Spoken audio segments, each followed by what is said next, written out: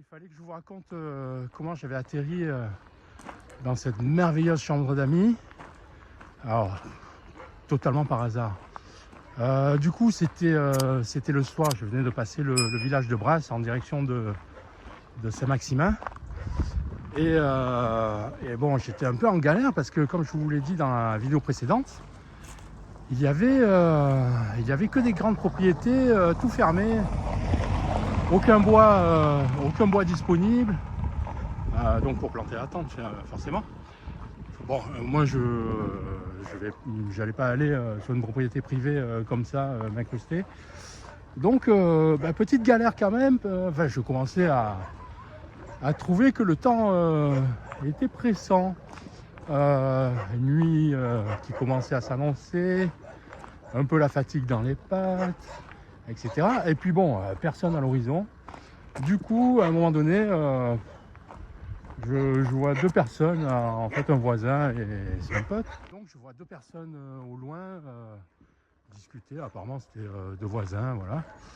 Et j'arrive au niveau de la personne là, qui sortait d'une propriété. Et comme ça, je m'arrête pour lui demander s'il y avait de la forêt entre ce bled et Saint-Maximin qui approchait. Parce que bon, je comptais pas m'arrêter dans Saint-Maximin, aller dans une auberge, tout ça. Et voilà, je lui demandais juste s'il y avait de la forêt pour poser ma tente. Et du coup, donc il commence à me proposer une grappe de raisin, très gentil, très bon, tout ça. Et en discutant, il me propose donc de me laisser ouvert le pré de son cheval, parce qu'il a récupéré son cheval pour le ramener chez lui, étant donné qu'il habitait à 100 mètres à peu près de là où nous étions. Sur ce, il commence à me proposer même de venir dîner le soir chez lui. Bon, ben moi je me suis dit, écoute, ça ce sont des choses... Moi j'ai toujours entendu dire sur le chemin, quand on te propose quelque chose, il ne faut jamais refuser. Bon, dans la limite du raisonnable quand même. Mais bon, ceci dit, pour un dîner, je me suis dit, allons-y gaiement. Et donc il me propose le dîner, je dis ok. Et là-dessus, il me dit, mais si tu veux, j'ai même une chambre d'amis, il n'y a personne. Et tu peux même loger chez moi si le cœur t'en dit. Donc allons-y. Voilà, et nous voilà partis donc chez lui. Et c'est comme ça que j'ai atterri finalement, grâce à une grappe de raisin. J'ai atterri dans une super propriété. Alors, qu'il m'a raconté, il avait tout construit lui-même avec son fils. Donc uniquement des maisons en bois. Alors je peux vous dire, il a quand même et le sens de la construction et le sens de la déco. Parce que voilà, monsieur fait sa déco lui-même. Je vous dis, des constructions, elles sont juste magnifiques. Plein de petits bâtiments. Alors ils vivent, ce cher monsieur vit là. Donc tout ça. Il a son fils qui est à la maison avec sa compagne et les petits-enfants là. Donc ils sont tous charmants. Hein. Et en plus de ça, bon, il y a plein d'animaux. Chats, toutous, chevaux ou cheval, je sais pas combien il y en a, mais je crois, moi j'en ai vu un qui était magnifique. Et bon après je sais pas si... Avant il devait en avoir plusieurs et puis je crois qu'il n'y en a plus qu'un. Il avait des poules qu'il n'a plus. Enfin voilà, des animaux. Bon, je vous parle même pas des oiseaux qu'il y a parce que c'est entouré de forêts. Voilà, donc c'était juste magnifique. Et tout ça, grâce à une grappe de raisin, c'est pas magnifique la vie. Voilà, donc moi qui cherchais un coin de forêt, je me suis retrouvé dans une chambre archi mignonne. Mais j'adore ce genre de truc. Et comme je vous le disais, dans des constructions en bois, alors que ce soit des cabanes ou des maisons, je peux vous garantir que c'est pas du tout la même vie que dans des baraques en pierre, béton ou n'importe quoi d'autre. Moi, je suis asthmatique et bon, dans les constructions traditionnelles, il y a des fois, je m'en prends plein les poumons. Enfin, pas forcément de l'intérieur, mais je sais qu'il y a il y a quand même des résidus de poussière, tout ça.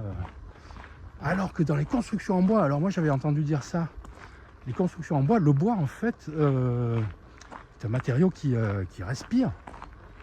Et l'atmosphère interne, c'est pas du tout pareil que... Mais de toute façon, on le sent tout de suite, hein, quand on est dans du bois ou dans le reste, c'est absolument pas pareil. Enfin, moi au moins, je le sens, mais tout de suite.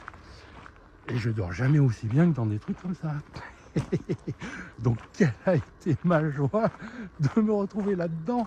En plus des personnes trop charmantes. Bon, le mec,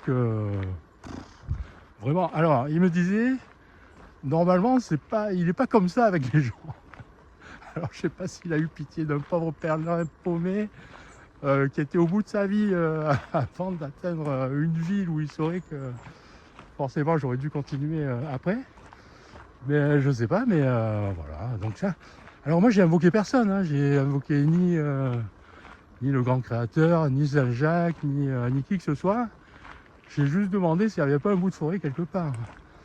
Et voilà. Donc et c'est aussi quelque chose que j'avais vu, enfin que j'avais surtout entendu à propos de diverses expériences de pèlerins. C'est que bon, alors je sais pas si peut-être qu'il y a un peu d'exagération dans tout ça. Mais beaucoup disent qu'il y a une certaine magie dans le chemin de Compostelle, etc., etc. Bon, là, j'ai eu quand même, en très peu de temps, des petits cas comme ça. Enfin, sans compter que je trouve que des endroits où je plante ma tente, mais c'est juste merveilleux. Alors, je ne vais pas dire qu'il y a des miracles tout le temps sur le chemin. Hein. D'ailleurs, là, c'est que le début.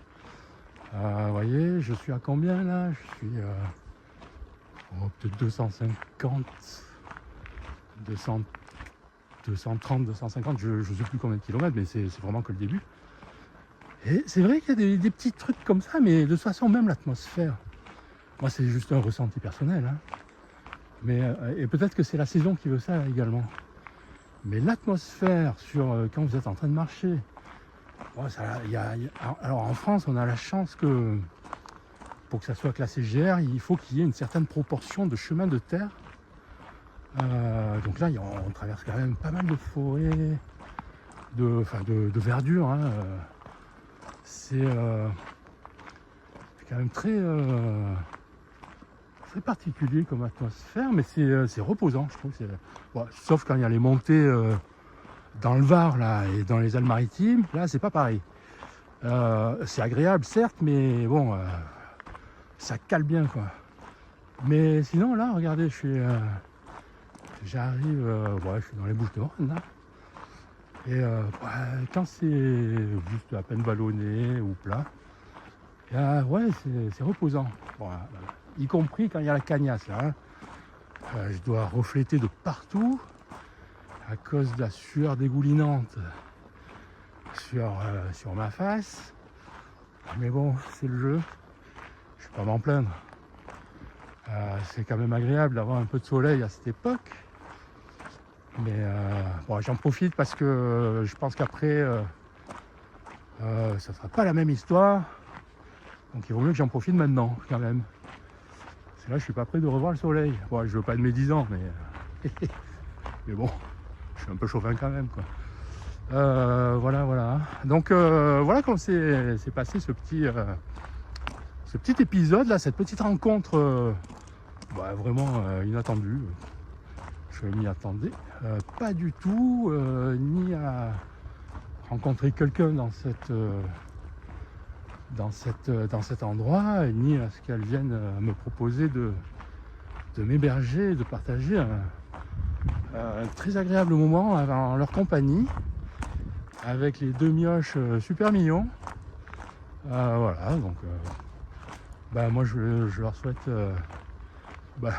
tout le bien pour la suite et voilà, toute la réussite dans leur futur projet. Alors ça, je parle pour le fils et la belle-fille qui ont tous les deux des grands projets. Donc allez-y, hein. On est là pour vous soutenir. Voilà, croyez en vous. Et ça se passera bien. Donc voilà la petite anecdote ma petite anecdote varoise qui était fortement agréable. Allez, à toutes!